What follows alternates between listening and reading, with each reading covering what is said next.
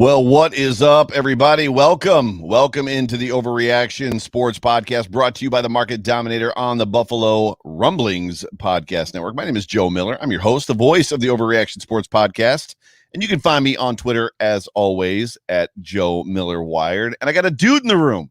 This is like a first for this live YouTube thing that I've got. I'm starting the show with a dude in the room, and everybody knows the dude. The dude is Joe Marino, and the dude needs no introduction. Joe, how are you? I'm good. Can I start with asking you a question? You can ask me any question you would like to ask me.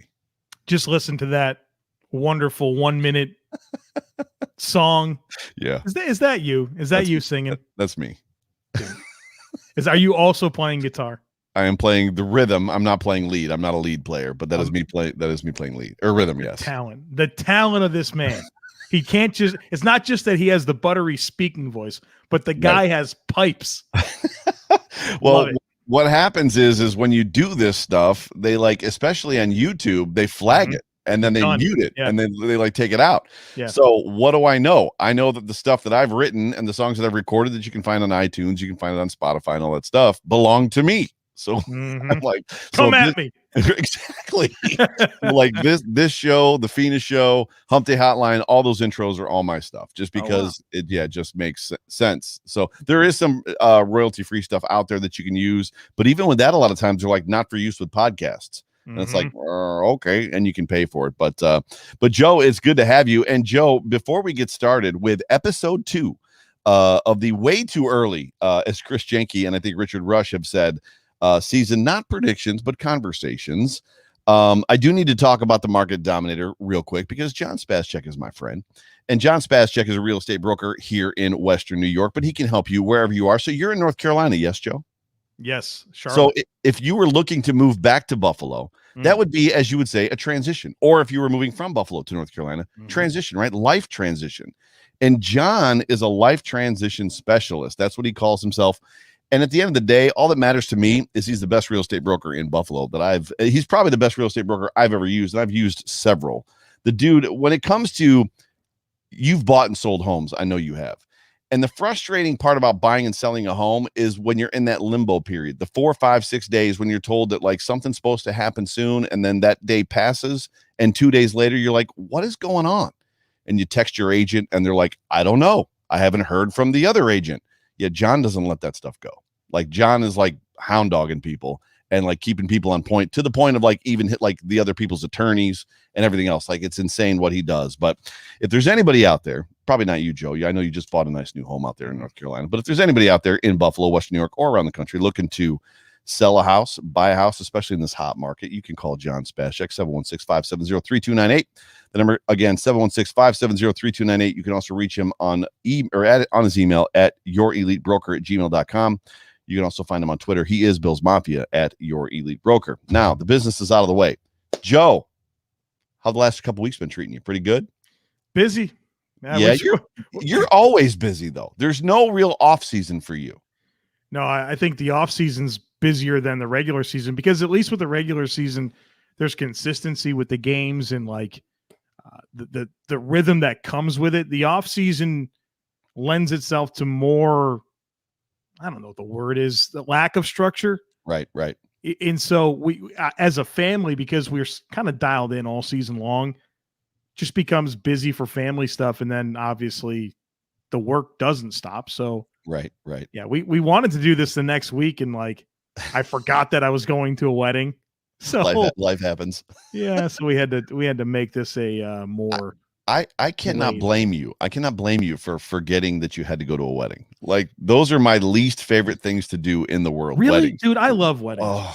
Hot take. Weddings are always, I've never been to a wedding. I was like, this was a bad time. It's never that way. The ceremonies, I'm all in my feelings, I always feel some type of way about it. And then you go to the reception. Who doesn't like free food and music? But the DJ is going to be good. There's a lot of time. They're going to play the same 50 songs you hear at every wedding, right? Couple things. So number one, there has to be alcohol, even if it's a cash bar. There has to be alcohol to loosen people up. Have you been? I have not been to a wedding that didn't have alcohol. This is. I've been to. I'm old school charismatic. So yeah. I see it. Yeah. Catered dish. A potluck wedding reception. Yeah, a lot like if you drank alcohol, you were like, not on Jesus's best friend list. That's how I grew up. So I've been to a lot of dry weddings. They suck. And then the second part of that is the DJ. The DJ, if he comes out and he plays a lot of what I would consider modern pop or R&B or just different type of stuff, it doesn't take off as well as if the guy's mixing in Brown Eyed Girl and like different things like that, like older tunes. If there's older tunes in there, a lot of times that'll grab the audience. YMCA, for some reason, YMCA is a huge hit at weddings. That's such an overplayed song. I'm over that one. But Brown Eyed Girl, man, that's going to get me moving a little bit. Right. That's what I'm talking about. So you sashay your way onto the dance floor when you go to weddings? Yeah. You know what, dude? Your wife wants to dance. Like, don't be that schmuck that doesn't go dance with your wife. You know what I mean? Like, you don't want to, but just like do it, do it. Even if you can't. I'm not a good dancer, but I'm not going to let my wife not have that opportunity. You know what I mean?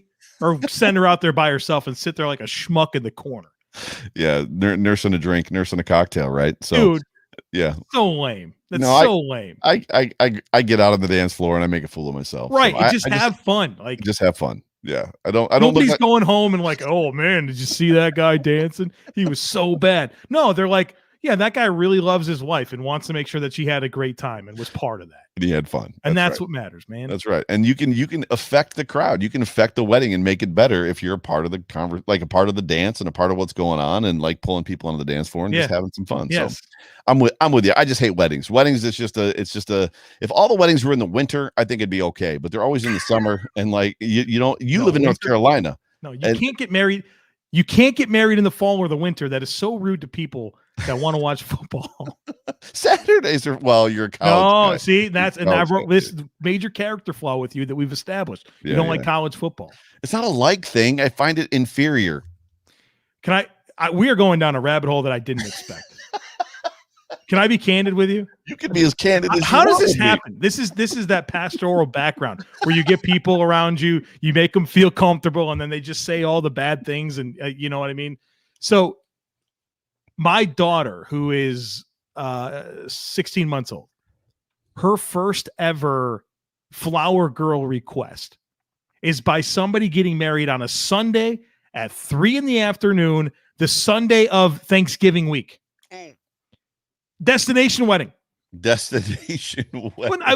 probably aggressive. It's in the mountains of North Carolina, probably a 2.5 hour drive. Right. Why are you putting me in that spot? Why are you putting me in that spot? Because here's the optics, Joe. It's that, this guy just wants to stay home and watch football. Well, let me tell you what, this is kind of the most important days if this is your job. It's like me inviting you to my wedding at 1:00 on a Monday. I wouldn't do that. You know what I mean? I would expect you to be there. Right. It's funny. Weddings to me are I've lived in Florida when I was in high school, and I've lived primarily in the North. And there's just a matter of a limited amount of weekends we have. And for me, burning 8 hours at a wedding that if I could show up, go to the ceremony, drop off my gift and like dip, I probably would be okay. Wait, how are weddings an 8-hour obligation for you? Well, if the wedding's at 1 p.m, right? You show up to the ceremony, you go to the thing. If it's an hour, hopefully it's less. And then nowadays it's 2.5 hours between the wedding and the reception because of the pictures. It's insane. And then so you got to have a cocktail hour.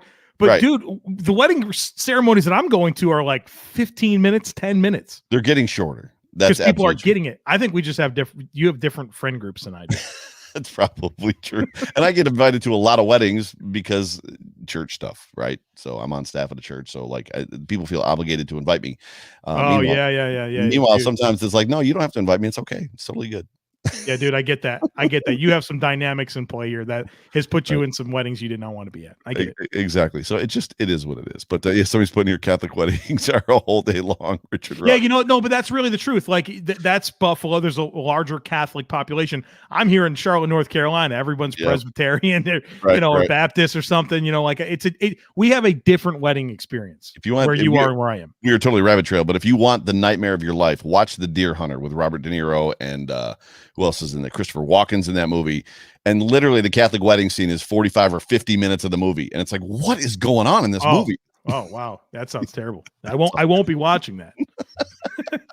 That's awesome. Well, welcome into the show. And now that we're going to get somewhat back on point, and what we have to do, and you jumped in, and I immediately told you before the show started that we're going to have to go backwards because there was news today on Sunday, the day of this recording.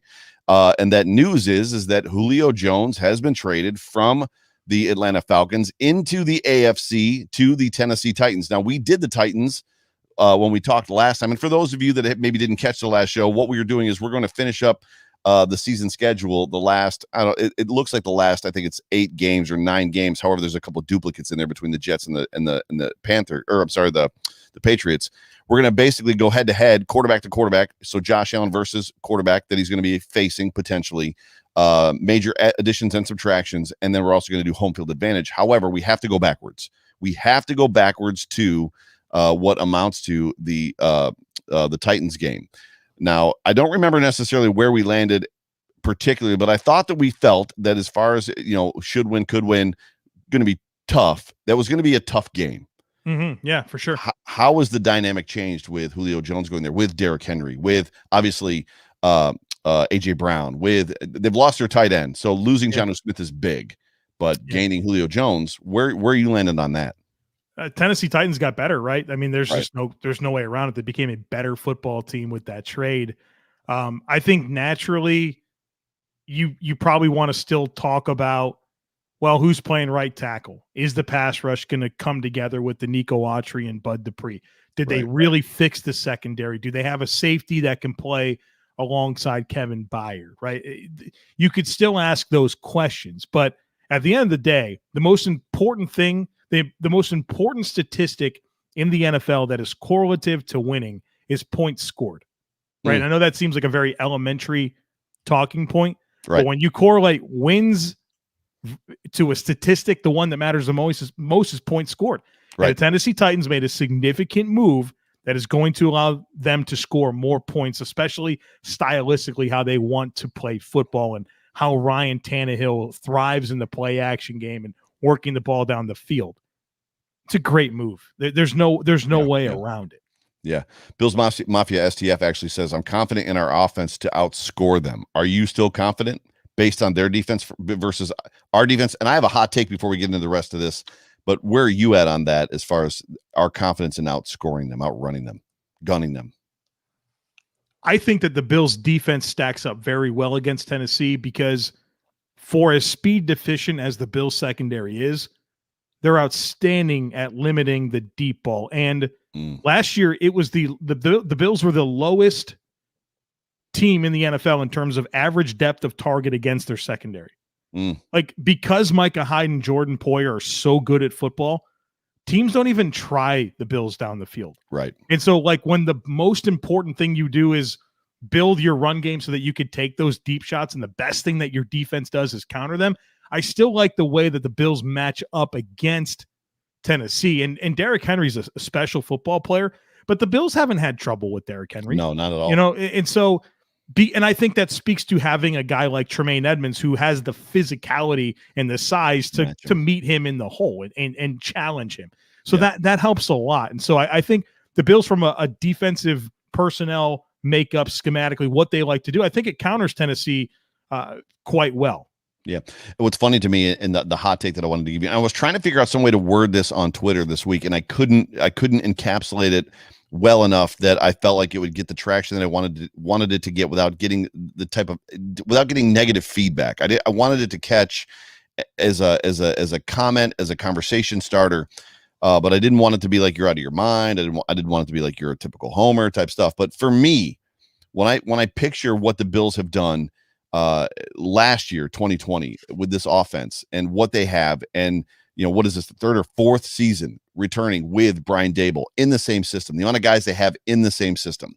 If they can return to, if Starr comes back, if they can find, if they can catch fire in Boogie Basham, if they can catch fire in Greg Rousseau, F.A. Obata, if they can get to the quarterback, if that defense can return to a top 5 defense, to me, this is a Super Bowl winning football team. What's interesting about that is the fact that now you're looking at it's a 3-headed monster in the AFC, in my opinion, between the Chiefs, potentially the Titans, and obviously the Buffalo Bills. But I don't know where you feel, but to me, so much is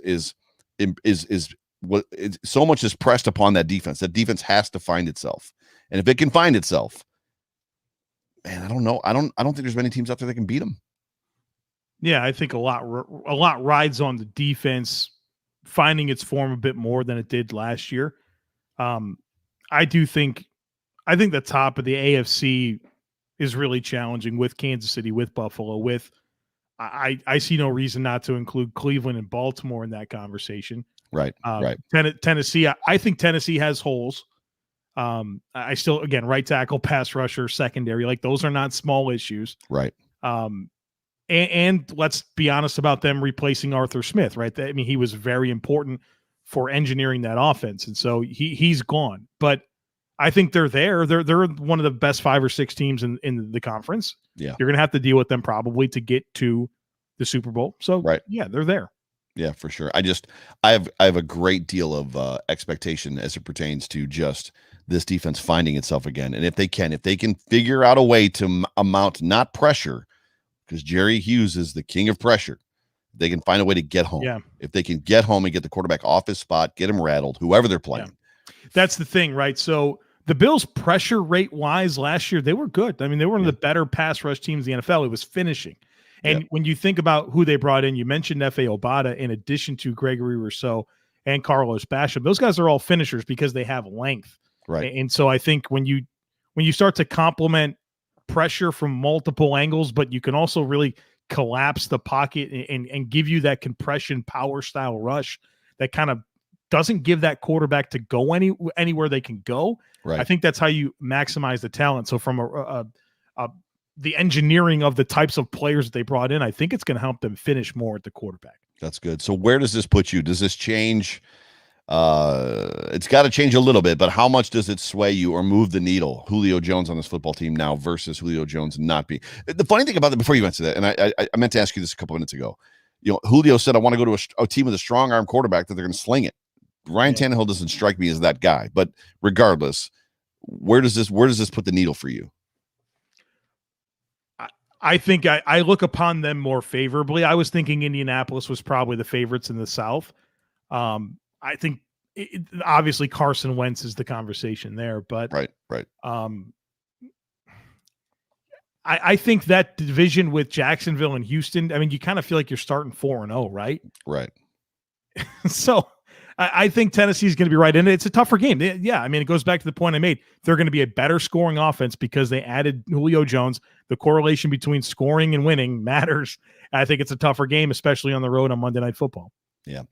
Ladies and gentlemen, you are watching and listening to the Overreaction Sports Podcast, brought to you by the Market Dominator on the Buffalo Rumblings Podcast Network. I'm here with my guest, Joe Marino, and we are now going to get into the back half of the Bills' schedule. Episode 2, finally, kind of getting there. And we're going to be talking about the Buffalo Bills, who their opponents are, their quarterback head-to-head with Josh Allen, also major additions and subtractions, and then basically home field advantage. And I believe we are at number 9. Is that correct? The New York Jets? I think so. Yeah. Yes, we finished up with with Jacksonville. Jacksonville with Trevor Lawrence and Urban Meyer. As far as the Jets go, who's playing quarterback? It's got to be Zach Williams or Zach Wilson, rather. Zach Wilson, not Williams. Yeah. So day one, what is your impressions of Zach Wilson? Concerned, and not overall. Like Zach Wilson, there could have been teams that he would have went to that I could have got behind, but I think the Jets are a disaster fit for him. Right. Silver spoon kid, big time. Right. Right. I mean, man, I can only say so much here. He was not guaranteed that job in 2020, right? Like he didn't play that well in 2018 and 2019, where he entered 2020 as the undisputed starter. Gotcha. And going from BYU to New York City, I have questions about that. Like, and not just from those dynamics, but when you combine some of the things that I know about Zach Wilson and his background and what you're asking him to do, the Jets are kind of at that point where they can't afford to miss on another quarterback, right? No. And behind him is what, James Morgan? That's the guy behind him, right? Yeah, they don't have anything. Right. Well, and you know, Mark Sanchez kind of flaming out, and Sam Darnold moving on from him. Like when's the last time that they successfully drafted and developed a quarterback? Like, is it Chad Pennington? Joe Namath? Let's give Chad Pennington some respect. But yeah, I think it's a big ask for him, and I don't think from a mental makeup perspective I like this at all. Okay. I like the talent. If you told me he went to Jacksonville or he went to San Francisco, that was actually Sam T to ask that question. Would you have felt better if Wilson went to San Francisco? Absolutely. Yeah, absolutely. But that wasn't an opportunity. So you think that there's not a fit issue, but there's a landscape issue, right? Yeah, man. Like I think you'll connect with this. I mean, given your life experience, sure. Like there's something to be said for having gone through things in your life and facing adversity and how you're going to come out of those situations, and something to lean to that you can point to that you've overcome. And sure. You know, this guy doesn't have that on his resume. And so we've said that about guys like Josh Rosen. We're saying that about Trevor Lawrence right now. Right, I'm saying that to you about Zach Wilson right now. Right. And a lot of times these guys that are kind of these silver spoon kids that come up and have been told how good they are their whole life. And okay, bud, now you have to go lead an NFL football team. Now you have to go up against Sean McDermott and Bill Belichick and Brian Flores to get to the damn playoffs. Like, right. Good luck, dude. Like, good luck. Yeah. It's literally the difference between, that guy and Josh Allen, who Josh Allen was told no his whole entire life. And you know, when Josh Allen got to go to Raiders camp with Derek Carr, right? And he wanted to be in the group with Derek Carr, and Derek was in the group with all the other kids, and Josh was in the guys with no talent group, right? That's what you're talking about? Yeah, and you grow up on a cantaloupe farm. Right. You play every sport because you know how hard it was to stay at home and help your dad on the farm, but you still, you know what I mean? Like, right. And you email every coach in America just to get a damn opportunity. Right. But, and, that's just different. It's different. It's absolutely different. There's that mental makeup that comes with becoming the face of a franchise. I mean, I have legitimate questions about Zach Wilson being able to do that. So the Jets are doing Jets things. They added Carl Lawson, big get that. Dude, so that's the thing about the Jets is I love what Joe Douglas is doing. Their general manager, like from a roster construction, they have holes, and obviously this is going to take time. But from the way that he drafts players in terms of the way I perceive them, doing my work with the Draft Network and scouting these players and what he's been able to do in free agency, I really like it. But I don't know from a mental makeup perspective, he got the right quarterback for the New York Jets, right? Like very specifically. So is it Mac? It can't be Mac Jones. Who else is it?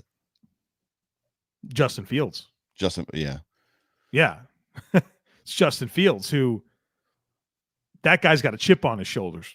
Yeah. He's physically gifted as can possibly be. Not similar situation, but similar situation, right? A franchise that's been struggling for a long time, and he's going to have to rise above it. Very similar to what Josh Allen has had to do.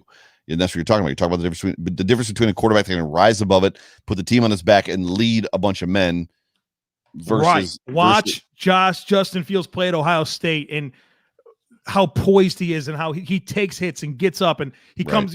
We thought he tore his ACL and he comes back on the field the next play and he hits a dime in the back corner of the end zone. The guy's battle tested in those moments. That's the guy I want on my football team, and not the guy that turtled against Coastal Carolina. Right. I have made a lot of I'm the one, and you can go back to Twitter and verify this. I'm the one that took the picture of Robert Saleh against the Buffalo Bills, where he's just looking at the field glossy eyed. Like, I don't know what to do with this kid at this point, because he's beating me up and down the field. And it's been retweeted and reposted 1,000 times. And I love it. I wish I'd have watermarked it. I didn't. What effect is I guess the first question about what went wrong with Robert Saleh in that 49ers game, where he was doing whatever film reading he was doing and says things like he's basically Cam Newton, and they're pretty much running a wildcat. Like, that was so left field for me. It was like, who's doing your film watching? Because that is not true. It's a testament to Josh Allen and the physical ability that he has, and the rules of playing quarterback don't apply to him. Gotcha. And that's what Benjamin Solak meant when he said arm arrogance. He can do things with his arm and with the football that other people just simply cannot do. And when you can play above the rules, Right. That's frustrating as hell for a defense that is assignment driven. Like, okay, if we do these things, it's going to take away these things, right? Because that's just the design of the defense. Okay, we did everything we're supposed to do, but because Josh Allen can extend a play and fit a football into a place where it's not supposed to go, it doesn't matter. It doesn't matter what you have. Right. Gotcha. And that's why he's looking at the field. Yeah, like this dude just beat me up and down. And it wasn't just him, Vic Fangio, you name it, Bill Belichick, all of them at the end of the season last year. Josh was just on a tear. So we're pretty clear that Josh has got it head-to-head, obviously adds and subtractions. Carl Lawson's a nice get. Home field advantage, Josh owns that stadium, at least has for some time. Looking into the future, though, Robert Saleh, I don't think he's a slouch. I think he's a good coach, and he's going to be a good head coach. I don't little bit of insight there. Where do you lean Robert Saleh wise? Big fan. I'm a big fan of him. I am too. Yeah. I like it. I like him. I like Joe Douglas. Yeah, I think there's a process here because the roster's not there yet. I think their cornerback room. I think the Jets' cornerback room is the worst position group in the NFL. Whoa. Yeah, that says a lot. The worst. Yeah, it's unreal to me that they think this is passable. So that's a major concern. But Robert Saleh, from just, like, I'm not going to sit here and pretend like I know him intimately, but having seen what he was able to do in San Francisco, listening, I love press conferences. I listen to a lot of them. So, like, kind of dialing into some of the stuff he says and how he's wired and, like, his vision for the team, I like it a lot. If I was a Jets fan, I'd be really happy that Saleh is my coach. Me too. Yeah, that's a guy that you're going to want to keep for the long haul, 4 or 5, give him 6 years just to see if he can, because he's a leader of men. So I think we probably both are putting this game in the bucket of should win. Yes. Yes, agreed. Even with the addition of Carl Lawson and that defense that they have, and they're going to play well defense. They're going to play sound defense. The Jets have always played sound defense, at least for the last several years. But this is a situation that I think we both agree with that. Week 10, home against the Colts. Carson Wentz. I'm excited about this move for Carson Wentz. What are your feelings on Carson Wentz? Carson Wentz was one of the historically the worst quarterbacks anyone's ever seen last year, right? So just awful. Dreadful football player last year. So there was a point in my football career where I said Carson Wentz is the most indispensable football player in the NFL. And I believe that wholeheartedly. But I think what happened to Carson Wentz in Philadelphia was very much a systematic failure of him, whether that was not replacing coaching, not having the right weapons around him, dysfunction in the front office with Howie Roseman. I can't find one person to say a good thing about Howie Roseman that's ever known the guy. I mean, he's a disaster. He's a complete disaster as a general manager. All right. So you have this dysfunctional organization. And I think to go from 2017 Wentz to 2020 Wentz, it's not one thing, man. It's not one thing. That was dreadful.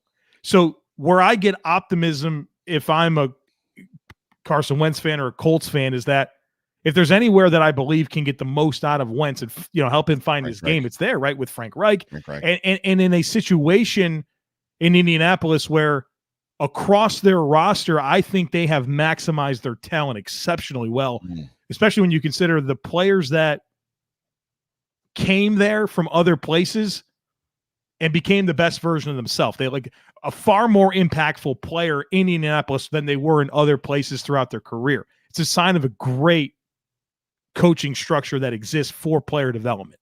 Sure. So I love this environment for Carson Wentz, but 2020 still happened, and this guy's got to find his game, and that's a big ask.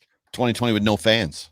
I mean, we've had conversations. I've had conversations about Josh Allen, and people have talked about that. How's Josh going to be with fans in the stands, both at home, Sugar High Josh, and away? How do you answer that, Joe? Like, I get that question too. I don't know how to answer it. I'm a muscle memory guy, and it actually Richard Rush brought it back up on the Hump Day Hotline. For me, there's something to be said for going through those motions and going through those checks and going through all those line things. They were pumping crowd noise in, I think, at 81 decibels or 85 decibels, which is clearly not. And I know you play an instrument, you've been in bands, which is not 95 or 100 decibels. It's totally different. But there's something about that muscle memory of making those checks, seeing the defense. If you can get those repetitions, to me, in live game combat situations, almost like you're at home for 16 games straight, other than the Kansas City game in the championship where they had whatever it was 22,000 fans. To me, that's going to do a lot for Allen and his just coming to the line and pre-snap stuff. I don't know that he'll be as rattled if it's they're throwing stuff at me. I'm not gelling with whatever it is I'm gelling with, and the crowd's obnoxious. Now it's just the crowd's obnoxious, and he should have, in my opinion, a pretty easy pass at the rest of it. He read defenses, in my opinion, pretty well last year. You could correct me if I'm wrong, but I think he did pretty well at kind of scheming out of whatever it is they were trying to do and going to where he was supposed to put the ball. I think the most convincing thing that I've come up with on this conversation is all of the quarterbacks had the same opportunity to excel with the no crowds. Why were there not more Josh Allen stories? Why was Josh Allen the only one that really played at a level that exceeded at people's expectations? Well, it's the 5% rule, right? Or whatever it is. I mean, there's an aspect to as much as they're all playing quarterback at the professional level, they're not all professional quarterbacks. There's just something different in the wiring, in the makeup, in the preparation. There's something different in the way that he's being built, in the way that he's studying, the way that he's being shown to prepare. It's just different, in my opinion, than it is for Mitch Trubisky, who's now the backup for the Buffalo Bills. Agree. I mean, you don't know, right? I mean, some guys, it's.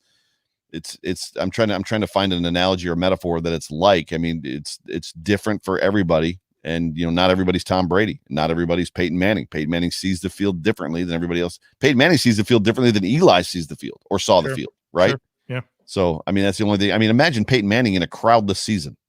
Oh, you're done. Just a complete surgeon. They'd score every drive, right? Like, right.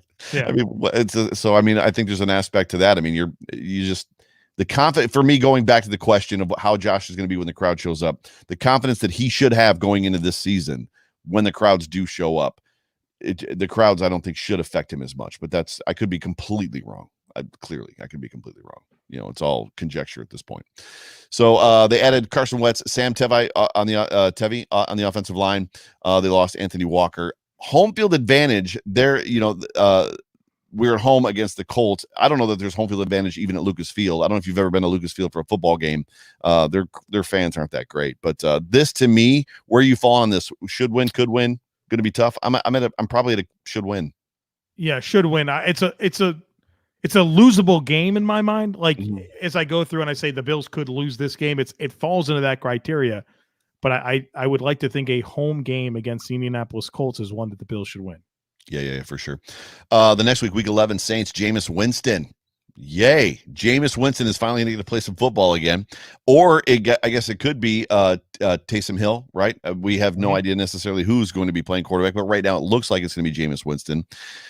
My question to you is this: can Sean Payton turn him around like he did with Breeze? I mean, when you think about, and I think you and I talked about this, when Sean got Drew Brees wasn't Drew Brees. There was very much a, do you want Breeze? Do you want Culpepper? And I was in the Culpepper camp, not necessarily because of the injury, but because I felt like Culpepper had probably more to offer as a passing quarterback than Drew Brees did. Then Sean Payton gets his hands on him and turns him into a Hall of Fame quarterback. Are we talking about part two? No, I don't think so. I think both Jameis and Taysom Hill are very limiting players, whether it's the interceptions with Winston, the fumbles with Hill, the complete lack of throwing acumen that exists with Taysom Hill. I think they're too limiting. And this team, from a depth perspective throughout, has really taken a major hit because of their salary cap situation. They've had to really purge, a lot of what made that team so deep. I think there's an argument to be made that the quarterback play with Drew Brees last year wasn't very good, and they still won a lot of football games. Right. So I do think there's a baseline because Sean Payton's your coach, because there is talent on the roster, because you do have good trench play on offense and defense. Like, you have a fighting chance. But I think about this team somewhat like I did the Patriots last year, where I think they can get to 7 or 8 wins, maybe 9, but they're not a team that I think is a surefire playoff team. Right. Yeah, no, I feel that for sure. And they added also a big pass rusher, and I put in my notes, I can't say his name. Who did they add? For the Saints? Yes. They drafted Peyton Turner. No, I thought they added a guy in free agency, and I didn't write his name down, and I couldn't pronounce his name. It was a joke. I was like, I can't say his name. The name is escaping here. They lost Trey Hendrickson. I could probably tell you. 2 seconds, maybe. I don't know if my tabs are all gone. Oh, are you thinking of the Tano Passignon? from the Chiefs, kind of a hybrid linebacker edge player. He's as average as they come. He doesn't change anything for them. Gotcha. Very good. To me, what I put in my notes is this game has the makings of a fun Thanksgiving, QBs, etc., but haven't fared well in recent history. I don't know why I put that necessarily looking back now. But there's the Saints. How do I want to say this? The Bills have never necessarily. Oh, that's because it's a Thanksgiving Day game. That's why I put that. The Bills have never necessarily fared well against the Saints. It's funny how like matchups and team matchups and as histories go, and even as I'm saying this, somebody's probably going to get into Pro Football Reference and prove me wrong, but it doesn't seem like necessarily the Bills have historically played the Saints great, which potentially lends me to a little bit of concern. However, to the point that I put here, this game does have the makings of a very fun Thanksgiving football game in prime time for the Bills, starting at 8:00 or 8:30, where the Bills could just go in and potentially just slaughter the Saints in that football game. I don't know, what trouble do you see, or do you feel that this is a game that's potentially winnable? Yeah, I think the challenge for the Saints is going to be scoring with the Bills. That's going to be the problem. Right. McDermott knows Sean Payton from their time together in the NFC South. Like that, there's nothing they're not going to be ready for. But if you wanted to come up with the path for the Bills to lose this game, it's because, I mean, I do think that they have a very good offensive line, a very good defensive line, and they have a dynamic back in Alvin Kamara. If they play a clock control game and are efficient, there's going to be some challenges that exist there. Yeah, Alvin Kamara is just another animal. He's just a different animal. He's a good like, and he can challenge. It's not just the running ability; it's what he brings as a pass catcher. So if they can play clock control and not turn over the football and, shorten the game, I think and they're at home in a short week. You know what I mean? Like, there are factors that are favorable for New Orleans. You're talking about if New Orleans plays clock control, not the Bills? Yeah, no, not the Bills. The Bills should go in and try to score as many points as they can and say, okay, see if you can match us. Right. I was going to say, because I know that there's a lot of great coaching philosophies based around that concept of like, we're going to slow or speed this game up, limit the possessions, do all that kind of stuff. But to me, I just don't feel that the Bills are equipped to do that well. The Bills are equipped to sling the ball all over the football field. It's the Colts game plan. You go out and you don't run it one time in the first half and try to score as many points as you can and have the Saints chasing you all game long. Right. And see if somebody not named Michael Thomas or Alvin Kamara can beat you. They don't have those ancillary weapons. They're not there for New Orleans. Right. Like, Kamara's an elite running back. Thomas is an elite receiver, but they don't have anything else. And I mean, literally nothing else that's of concern. Right. So you focus in on those players and make a bottom 5 quarterback in the NFL use other weapons to beat you. Like, I'll take my chances. Yeah.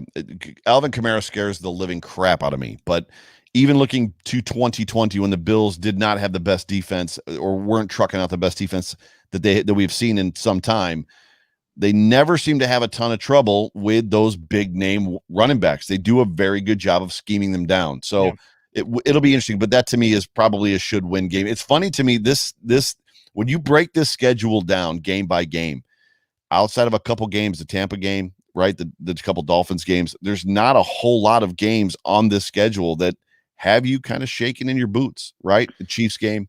I mean, that has something to do with the schedule, but it also has something to do with who the Bills are as a football team. Very well said. So well said. Yeah, let's keep that in mind. Well said. I have an overarching when we get through this, I have an overarching point that I'll make. Cool. All right. Well, we've only got a couple games left. New England at home. Cam is injured, at least right now. It's a bone bruise. Clearly, he's not going to be injured when the season starts. However, this is an opportunity for Mac Jones coming out of OTAs, going into mandatory camp. It's potential for him to take that spot and run away with it. Yeah.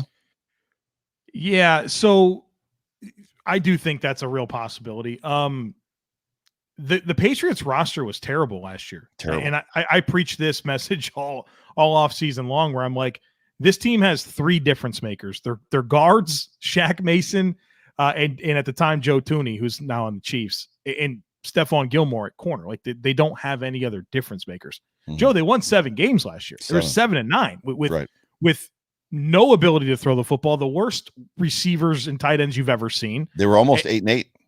Had Justin Zimmer not knocked that ball out, they were almost 8-8. You're damn right. Right. So let's put a little respect on this team. They got better. Like, we could talk about whether or not the way they got better was responsible, but this is a markedly more talented football team now than it was last year. And you would think with Mac Jones being at quarterback, and I don't think the world of Mac Jones, I'll tell you that, but the ability to execute throws compared to what we saw from Cam Newton last year should be a lot better. Yeah, for sure. So like the Patriots are a better football team now. And obviously Bill Belichick getting 7 wins out of that team last year was sensational in my mind. There's a mystique, right? It's not the Raider mystique, it's a Patriot mystique. There's just something about going up against Bill Belichick. And the Bills have bowed to it for 20 years. And last season, obviously, we swept the Patriots, which was great. And you hope that they're beyond it. But Bill Belichick, to me, is building something. And you bring in Jameis Smith, you bring in Hunter Henry, and they're going back to that double tight end offense thing, potentially with a running quarterback in Cam or a rookie in Mac Jones. They're building that old Gronk Hernandez offense that nobody wants to play, and people don't have the ability to defend, right? I mean, this is going to be a tough offense to play if they gadget you to death. Well, those are difficult players to defend, and they have a very physical, talented run blocking offensive line. This is a massive unit that's going to get downhill. They like to create extra gaps in the run game, and Damian Harris is a cerebral runner that's going to find daylight. He's going to run with low pads, and he's going to fall forward. I mean, so it's going to be this power gap man blocking run scheme with 2 outstanding tight ends, and I think there's a chance they play both quarterbacks. I mean, because the best thing that team did last year offensively was run the ball with Cam Newton. So preserve that, but then have your throwing quarterback in Mac Jones with better receivers, right? Like, I don't love Kendrick Bourne and Nelson Aguilar, but those are better players than what they trotted out there last year. So I think they have opportunity with this offense, and I think defensively they'll be terrific with some of their upgrades, plus the greatest defensive game planner in the history of the NFL and Bill Belichick. Right. Like, they're going to be a tough team to play. I'm more concerned and scared of them than I am the Dolphins, and it just literally comes down to the Belichick piece, coupled with them putting an offense out there that not only us but nobody is going to necessarily. And the hopes is by the time we see them at week 12, somebody has figured it out. Somebody's figured out somebody, because they don't have a runner, they don't have a wide receiver really. I mean, they're going to throw it to N'Keal Harry. They don't have a wide receiver on that football team. It doesn't scare you. The challenge is the Bills went 6-0 in the division last year. Right. Do we really think they're going to go on a 12-game win streak in the division? Like, that's not probably normal. It's unlikely. I think they probably drop one of these games to New England. Do you think it's New England? Yeah, gotcha. What about the other? What about the Jets? Obviously, I feel they're going to sweep the Jets. Dolphins, drop one of the Dolphins possibly. Man, the Bills have won 5 of the last 6 against Miami. The only one being when I would say Josh Allen left the ball short to Charles Clay in the end zone. That's the only reason they haven't won the last 6. Won 7 of the last 8. Josh Allen owns the Dolphins. Until Miami proves that they're ready to hang with Buffalo. Right. I sort of feel like the Bills should handle them. I get nervous about week 2 in Miami because it's going to be hot as hell and it's their home opener and all those dynamics. Yeah, we talked about that on the other episode for sure. Matthew Parker or Maston Parker, I just want to bring this in, says neither Hunter Henry nor Geno Smith is Gronk, so I don't know if they're going to be more than Gronk Hernandez. It's not about being more than Gronk or Hernandez. The reality is what were you going to say? Stylistically, that type of play, they're still too. You don't want to. I don't want to face one of them, let alone have to face 2 of them on the football field at the same time. And if you've got one lineup as a halfback in the backfield, which I'm sure I know we saw Hunter Henry do it last year against the Bills. And I'm sure Geno Smith could probably do it as well. It's just not a formation I want to see. We saw it a lot when they had Hernandez and they had Gronk, and it was really super, super tough to stop. So where are you landing on this one? You feel like they're going to drop one of these football games. Man, I have a hard time wanting to believe they're going to drop a game to Cam, right? But what if it's not just – I think there's a real chance that they play 2 quarterbacks. Every game? Yeah. Man. The best thing that offense did last year was run the ball with Cam Newton. I would want to preserve those dynamics. Gotcha. And have him throw the ball way less, but you could still throw the ball out of those formations, tapping into the zone read and doing some RPO stuff with Cam and getting him on the move and say, okay, you want to load up in the box. You want to be +1 in the box. I can still make a throw. Right. Right. But it just, to me, it screams when Cam's on the field, he's going to run. Like there's going to be no, I don't know. The Patriots would love it if you went base. They would love that. They want to dictate that matchup. For sure. I just don't have any confidence in Cam's arm. I think there's something wrong there. I felt it for the last couple of years. I've said I felt that since 2016, Joe. But think about it. Okay, like in a reduced role, right? You know, like I know that this is very weird in terms of NFL discussion points, but Mac Jones, kind of a 1-year starter at Alabama with modest physical gifts. Like he's a bad athlete. He doesn't have big time arm, but he's a smart processor with reasonable accuracy. So you kind of just like use all the skill sets at your disposal to try to score points. Yeah. So I think like they have the right makeup to kind of do something like this. This is going to be another one of those situations where the Bills need to come out and they need to put 45 up and say, come on, can you come with us? Oh, sure. Yeah. If you pour it on, they're not, if you get to 30, they're not getting there. They're not getting to 30. Right. Yeah. Because they're going to dink and dunk. If Mac Jones plays football or plays in this football game or plays the whole time, starts, they're going to dink and dunk their way down the football field. And it's going to take a lot of time. It's just one of those situations. So, I think should win is probably where both of us are landing. And then the fun game. There's a lot of Buffalo Bills fans that are thinking about heading to Tampa and playing Tampa. We are going to that Tampa game in Tampa, Week 13, against the greatest quarterback who has ever played, as far as the winningest quarterback that's ever played football, is at least in recent memory. They brought back everyone. Every single player, 22 of 22 players, to include Antonio Brown, which is scary. Mike Evans, Antonio Brown, Chris Godwin are on that football team. The defense is solid. It's hard to believe that Tom Brady found himself a football team that may have been better than the Patriots have been in a very long time. Like it's just incredible. I mean, is there anything else to say? This game's going to be trouble. Yeah, it's tough. And Tom Brady's 32-3 all time against the Buffalo Bills. I'm sure you remember that. I don't want to think about it. Well, I mean, what was McDermott was 0-4 against, was it, or it's 0-6? They played 0-6. Yeah. And then he swept them. No, it's he's got all the notes, man. You know, he's got all the notes. And what's funny about it is I said last year that I felt that Chiefs game in week 6 or week 8 when they came to Buffalo was going to be very much a litmus test or a benchmark. Where is this football team versus the Chiefs? And it's almost, I feel like week 13 is that game this year where we're going to get a very good look. This is going to be the test. Where are the Bills at, and what is the postseason potentially going to look like, and how they play that football game? And it's going to come down to another situation. How are the Bills going to scheme it? How are they going to play against Tampa? Are they going to do something cute and silly? Are they going to try to figure out? I just don't have an answer. How do you defend that football team? How do you stop them? I'll say this about the Tampa Bay game, and I think we all feel some type of way about it. If I can just bring some perspective here, it's one of the least important games on the schedule. Mm-hmm. Like, The good part about it is it's a potential team that if you get to the Super Bowl, you can play.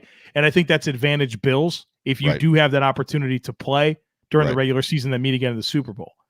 But if the Bills lose this game, it's like losing to Arizona. Like, you would rather lose this game than Indy. You'd rather lose this game, it's a non-conference game. At the end of the day, like, if the Bills lose to the Buccaneers, like, it's not the end of the world. It's really not. God. No, I agree. So we trucking all of our backups out there and showing them nothing. I don't think you do that because, I mean, if you have a chance at the 1 seed and you guarantee home field, then you do that, right? I'm teasing. So, but it's incredible what they have done on that football team. I think they've had talent. I think it's a statement of how Jameis has limited the football team. Bro, this guy, turnovers, like it kills you. Yeah, for sure. He just didn't protect the football. What was the number 19? Was it 30? How many interceptions did he throw? He's a 30-30 club. It's unreal. Yeah. It's unbelievable. Unreal. Week 14, Carolina, Sam Darnold. Buffalo Bills are very familiar with Sam Darnold. Sam Darnold's very familiar with the Buffalo Bills. Is this a rebirth for Sam, much like Carson Wentz potentially? The difference there is Carson Wentz can point to a time in his career in the NFL where he played well. Good. Yeah, so that's the challenge. I think it was a reasonable swing for Carolina. Reasonable. I don't love it because I do think Justin Fields is a markedly better solution for them at quarterback. Right. I think what's interesting about the Panthers offensively, this is a Joe Brady led offense. They're going to go 4 or 5 wide receivers, spread, empty, 5-man protections. They're going to space you out. They're going to put some stress on. They got good players in DJ Moore, Robbie Anderson, Christian McCaffrey, flex. I mean, there are challenges here. Plus, they drafted Terrace Marshall, who's a height, weight, speed guy this past year. Their makeup of their weaponry offensively is really, really nice. Sam Darnold's a question, and so is their offensive line. I mean, their offensive line has been bad for a long time. I don't know that they've done enough this year for me to say, oh, yeah, well, they got that figured out. The fun part about Carolina is I think they're building a really, really good defense in terms of young talent. Derek Brown and Brian Burns and J.C. Horn, a player they just brought in this year. Jeremy Chin, a safety from last year. Yetur Gross-Matos. They got a lot of young talent on defense. I don't know that it all comes together this year, and I still think they have a hole at one safety spot. Their other corner spot's a major concern. I don't love their Mike linebacker situation. I think they need another defensive tackle. Like they're very much still building this thing. They gave Matt Rule a 7-year deal. Like it's not all on this year being the one where they have to go out and make their noise. I like where they're headed. I don't think they're ready to hang with the Bills late in the season in Orchard Park. That's literally my B note. Darnold is familiar with Highmark, Bill Stadium, but Carolina and Buffalo in mid-December, yes, please. Give me that all day long. Give me that all day long. And that's what's funny too, is as Bills fans continue to have conversations about domes and new stadiums, and like the snow affects our team just as bad as it affects theirs. And you live in North Carolina. Living in North Carolina and living in the South is not the same thing. If you're here from September to December, your body adjusts differently than if you're living in the South. Dude, go ahead. I go to Indianapolis every year for the combine. Yep. It's in February. And I can't describe to you how uncomfortable I am when I'm outside in Indianapolis in February. Like, and I'm sure I've lived in Western New York. I understand. I know what that's like, but I haven't lived there in 20 something years. Sure. But when I go to Indianapolis and there's a little bit of wind, I describe the way I feel as if you taking a vegetable peeler and just going down my face with how bad that hurts. You know what I mean? Because it's 30 and windy outside. Right, for sure. Yeah. I could not imagine playing football in it. It's always the conversation of, but all these kids are from the South. They're all from SEC and stuff like that. It's like, it doesn't matter. They're here from September to December. And they build a tolerance to it. And when it changes every day and the weather gets a little bit colder every day, there's just a different. And that was one of the things that McDermott did with his football team, is he started putting them outside and practicing in the elements, which the Bills did not do for decades. They didn't practice outside the elements. And there's something to be said for being like accustomed to this weather and what's kind of going on here. So Carolina, give me Carolina in the wintertime in Buffalo, and I'll put that as a should win as well. Yeah. Week 15, New England, in New England, we'll skip over that one. Last one on the schedule, because the Jets are the final game, and that's the Jets in New Jersey, which is probably potentially going to be a meaningless football game. Week 16, Atlanta in Buffalo, another Southern team, dome team, coming to Buffalo. Good night. I mean, you're talking about, who knows what the weather's going to be like then. It could be nice, it could be mild, it could be treacherous. Obviously Matty Ice is the quarterback. They've just lost Julio Jones. They've got Calvin Ridley, and they've got a great offensive scheme. They've got Pitts, right? They drafted Pitts. Yeah. So they don't have enough. They don't have enough to hang. Like defensively, this back seven is there's just nothing to be nervous about. Like Grady Jarrett's a really good player up front for them on the defensive tackle. Dante Fowler's an okay pass rusher, but like, there's just not enough answers on this defense. I know Dean Pease is their coordinator, and he's had a wonderful career in the NFL. Like, he'll help elevate that talent, but I still think they're too talent deficient on defense. And we think Pitts is going to be really good, but he's a rookie, and they have Calvin Ridley, but I'm not sure that there's a whole lot else on this offense that moves the needle. I think Atlanta's a 4 or 5, 6 win team to me. Wow. That low. Well, they won 4 last year, and I don't think they got better. Do you feel, talk to me about this term generational talent as it pertains to Pitts. Generational talent. Because the Jets got laughed out of the building for drafting a tight end in the first round, right?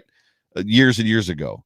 And it's just what you want to talk about, things you don't do in the NFL. You don't draft a running back in the first round. You don't draft a tight end in the first round either. Is this kid really going to be that good? He's really special. I'll say that. And I don't think it's fair to say that he's just a tight end, because he plays a lot of slot. He plays a lot of out wide, and his ability to sink his hips and run routes at 6'5" is really unreal, and his speed and explosiveness. Like, he's going to be a problem. Like, think about Darren Waller and what he brings to the Raiders. I think he's that type of guy. I mean, maybe a little bit more dynamic in terms of athleticism. I love Darren Waller. So I think that's what they added. And if I told you can get Darren Waller in the top 10, you do it, right? So absolutely. I think that's the problem for me, Joe, is I don't look at this Atlanta team and say that was the missing piece. Okay, now they're ready to go compete.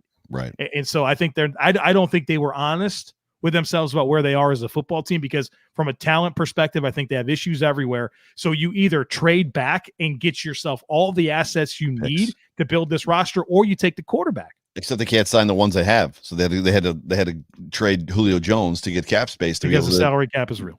Right, because the salary cap is real. $468,000, I think, was the number I saw coming into before the pick or before the trade of Julio Jones to sign all the draft picks. And so the agents are telling the rookies, don't sign. So you can have, and that's the thing, is if they thought they were in a position to go compete this year, then keep Julio Jones. Right. You have mixed messaging with your roster construction. Like you can't have one toe in the water and one out. Like that's a disaster for being 6-10.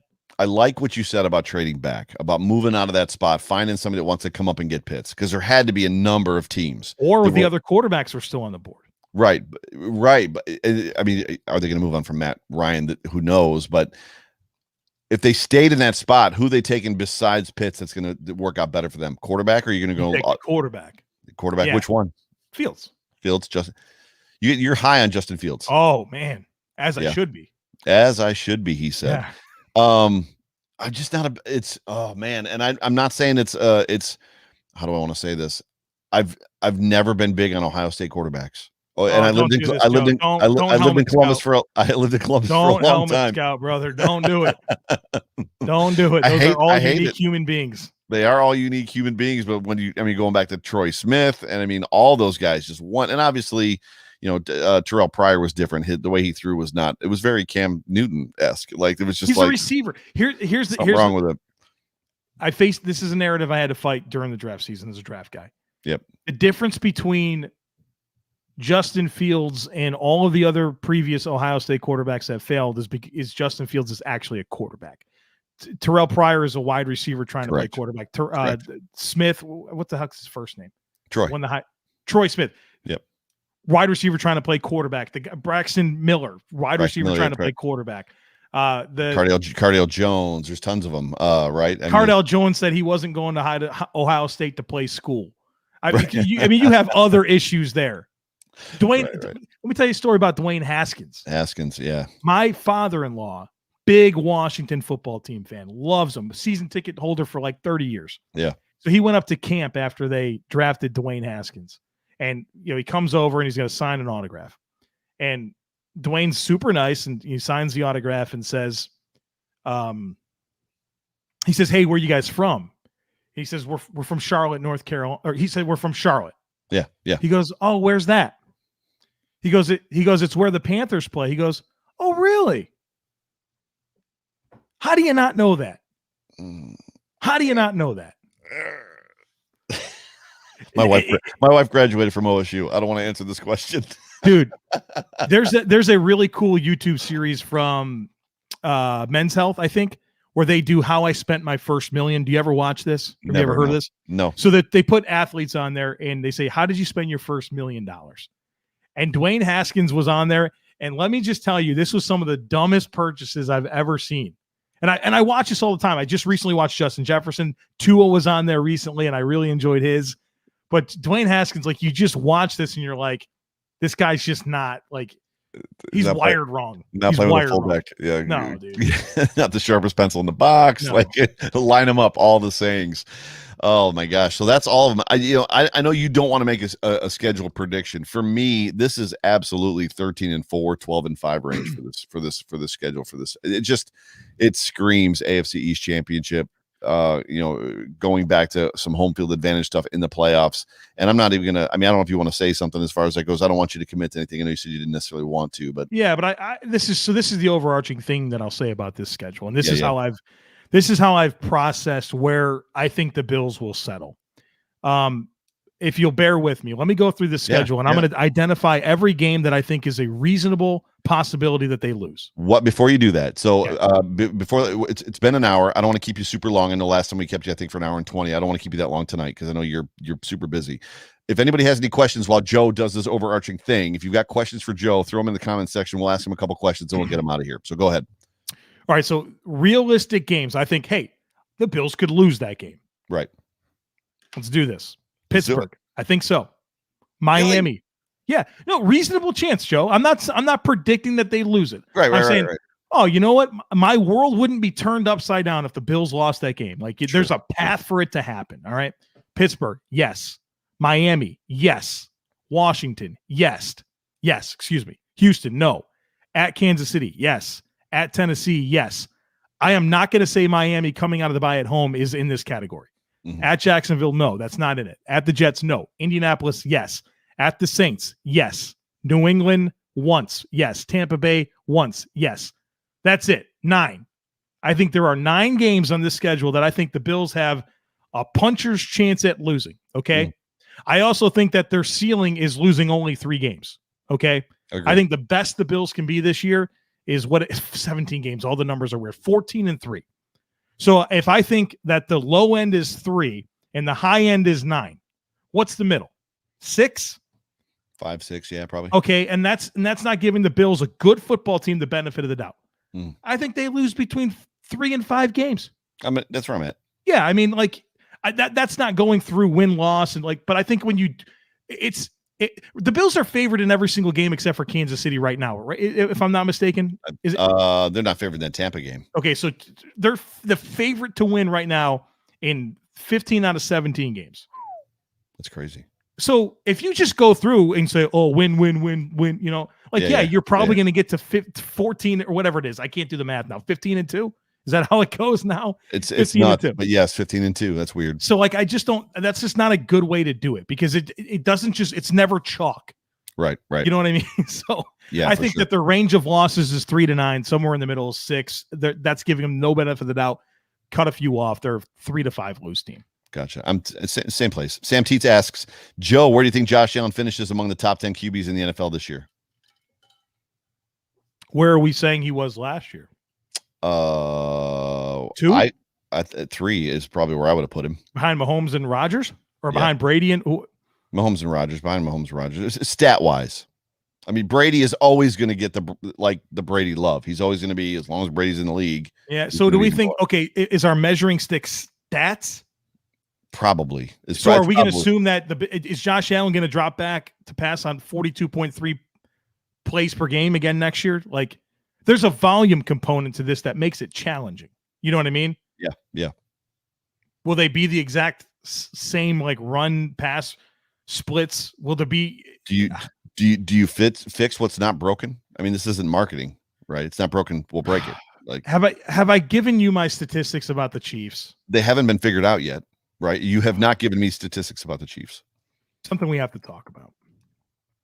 Do you feel that? I mean, I don't feel that there's no book on Josh Allen yet. And every time there was a book starting to open on Josh Allen, he went to work and defeated whatever they were throwing at him. I did this project. Okay. On the Chiefs. Okay. Over the last 2 years, the Chiefs have lost 5 football games that matter. Okay. They've lost 7. But I'm eliminating 2 of them. One is week 17 last year where they didn't play any of their guys. Right. And there's one game in 2019 where their starting quarterback was Matt Moore. Okay. So I'm not counting it. So I'm talking Patrick Mahomes competitive football games. Sure. They've lost 5 games in the last 2 years. Let's talk about those 5 games really, really quick. I won't go too long here. Give it to me. 2020 against the Raiders. The Raiders ran the ball 35 times for 144 yards and 2 touchdowns. 2020 in the Super Bowl against Tampa Bay. Tampa Bay ran the ball 33 times, 145 yards and 1 touchdown. Tennessee in 2019, they ran the ball 26 times, 225 yards, 2 touchdowns. 2019 against the Colts, a game they lost. The Colts ran it 45 times, 180 yards, 1 touchdown. In 2019 against the Houston Texans, the Texans ran it 41 times, 192 yards, 3 touchdowns. Those are the 5 football games that the Chiefs lost the last 2 years. The average was 36 rushing attempts, 177 yards, 2 touchdowns, and 4.92 yards per carry. The problem, Joe, with the Chiefs and the Bills is the Bills have to be willing to adopt a game script that isn't the one that they typically lean on to win football games. You have to run the ball effectively against Kansas City, and that's coming for somebody that wants to see the Bills throw it 70% of the time. We have got to be honest about this. That moves me into a conversation in the chat that we had just about who's important as it pertains to the sustainability of the Bills being successful. You're putting on the run, like the Bills running back is going to be important, right? It's not the running back; it's rushing success against Kansas City, right? Specifically against Kansas. It doesn't matter against any other team, right? Running the football, playing defense, and running the football is going to be the most important thing in that game. In that game, yeah. Yeah. Dude, those numbers are off the charts, man. That's crazy. I did not know that. That's actually, that's when you talk about an average of 176 yards on the ground. What was it? 36 rushing attempts. 36 rushing attempts, 2 touchdowns, 4.9 yards a carry. Are you willing to do it? Are the Bills willing to go in Kansas City and say, we're going to run the ball 30 times? At least. I don't bite my fingernails, and I would not have fingernails after that football game. Would you? I don't know, man. Could you imagine sitting there watching that? It seems like that's what the Bills tried to do last year in week 6, right? They tried to let them run, and we were going to run, and it didn't work. No, it did work. Sean McDermott introduced enough variance in that football game that if Clyde Edwards-Helaire is this much higher off the ground with that fumble, at the end of the game, he fumbled, and that would have given him a short field. The Bills had a chance to take the lead. Here's the one thing that didn't work in that game in week 6. This is the one thing that we didn't account for. Is that the Bills' offense wasn't very good that day. They weren't good. They didn't score. Josh Allen was still hurt, right? That was the piece of that game plan that just didn't work. You didn't count on their offense being that bad. It's crazy. And so what happened in the AFC Championship game? They said, all right, Josh, we think you're the NFL MVP. Go win this thing. You think? Oh. Yeah, that's exactly what they did. They say, hey, go do it, man. Go do it. But you're our guy. They didn't protect him, and guys didn't get open, and the defense was a shell. To me, that was such a. I still land at, and I love this conversation. I still land on ownership coming out and saying we want to change the rule that no NFL offensive coordinator or defensive coordinator or high level whatever management personnel person can interview for another job until after the championship games are completed. That to me tells me that ownership felt like their coaches were distracted. Of course, that's not debatable. There's a time amount that exists, and part of the time that they had to prepare for that game was taken up by interviewing with those. You have to imagine, dude, like you're going to go interview to be a head coach in the NFL. You have to go in there and present your vision for that football team to them. You don't just, let me go to ourlads.com and check out the depth chart here. Like, come on. Like, Right. So I'm not going to say that's the reason why, but it didn't help. At the same time, we've seen teams with these same dynamics win football games too. Where you're like, it's not a tried and true, like it's not mattered for other teams. For sure. But yeah, that's a difficult dynamic. All right. Last question. Joe Marino from Richard Rush. Joe Marino, do you know anything about Stevenson? Anything? Talking about Marquez Stevenson? I'm sure. I wrote a full Scott. I've been watching this player for 3 years at Houston. What do you want to talk about?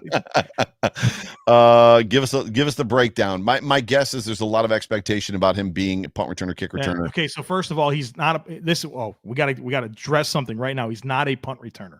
He's never returned a punt at Houston. Really? And the fact that he was so good at being a kick returner, where he had 3 touchdowns and averaged 28 yards per return, says everything you need to know. There's something about the way that the Houston coaching staff felt about Marquez Stevenson, where they said, we're not putting you in there in those situations, whether it was a judgment, right? Like when to field it, when to let it bounce, whether it was securely, fielding the football in those situations, they didn't feel comfortable. I like Marquez Stevenson. I would say, again, he's in my region, so like I know him very intimately. There were times when I watched him play.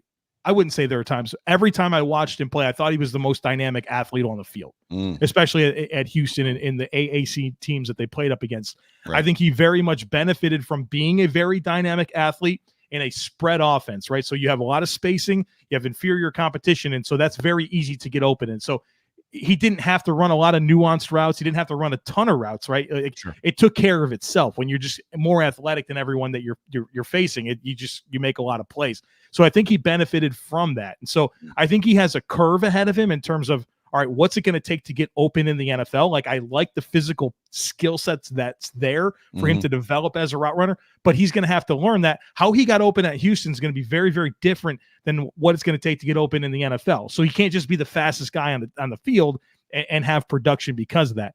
He's not a guy that's going to extend the catch radius, right? So like he has to get open to make plays. Right. I like him after the catch. He's very creative. So like I think he's a plus version of what you have in Isaiah McKenzie, and you still have the same questions about the punt return. Like there's a lot to like here, but like what are the expectations that people have for Marquez Stevenson? I think that's where I get nervous. We've just changed mine. My expectation was that he was going to come in and kind of fulfill that PRKR role. Like that's where I think he can be the kick returner, but I think it's an unreasonable expectation. You can't.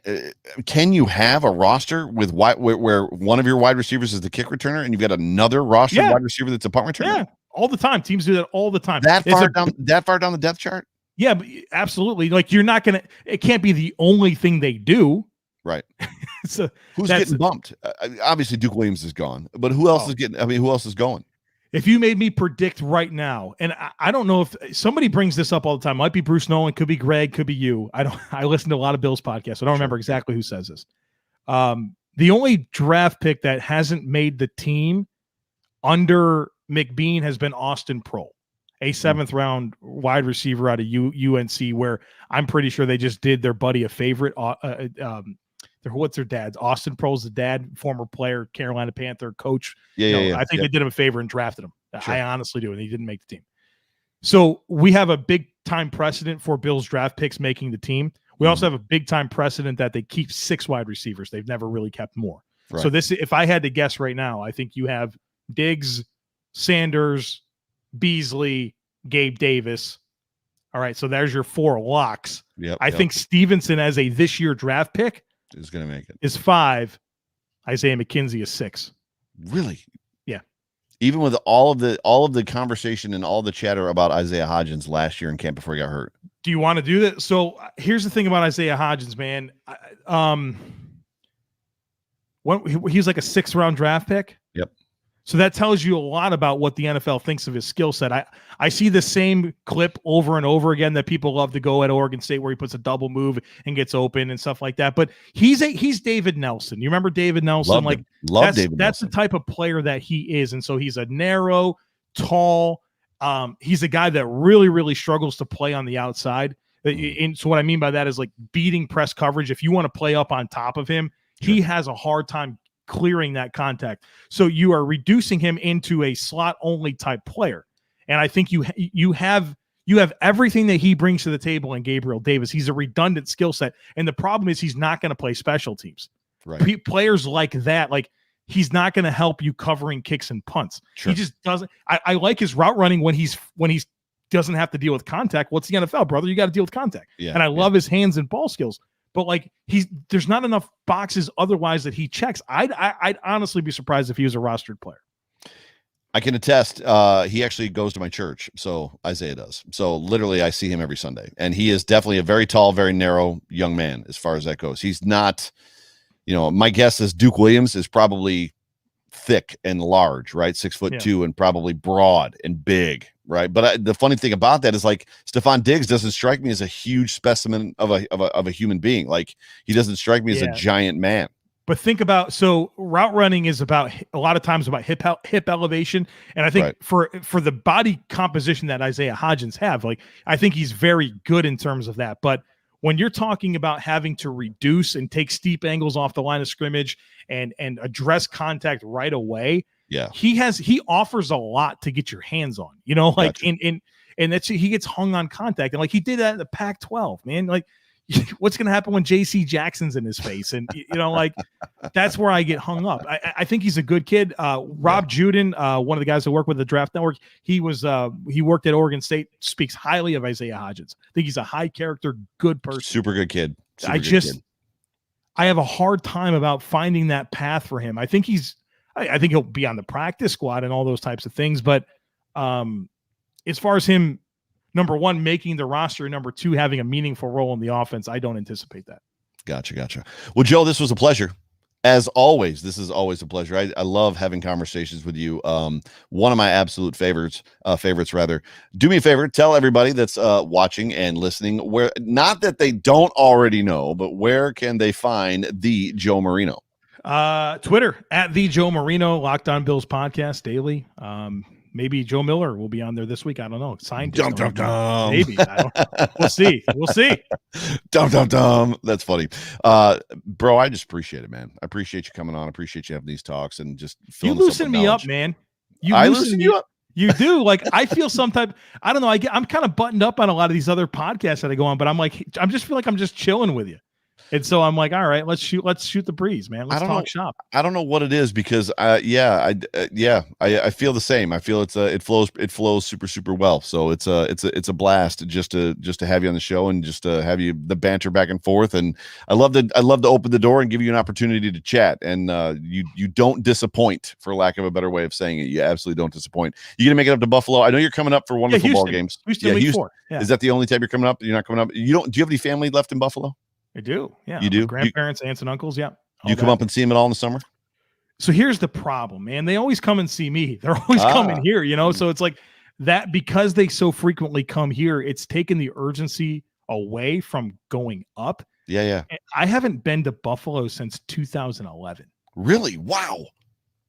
Yeah. That's crazy. So I'm excited to get up there and like go to the places that I've always enjoyed. My wife, it's going to be her first time there. Nice. She's going to get the whole experience and Nice. Take her on to Grand Island and show her where I grew up. And, like when you tell people that you grew up on a freshwater island in the middle of the Niagara River, they're like, what is this, Swiss Family Robinson or something? You know what I mean? Like Grand Island. Yeah. Was there electricity there? I'm like, yeah, it's kind of does have electricity. So I want to explain that to her and show her all that stuff. So that is amazing. Yeah. The Niagara River forks and goes in two different directions and then comes back together. Wait, stop.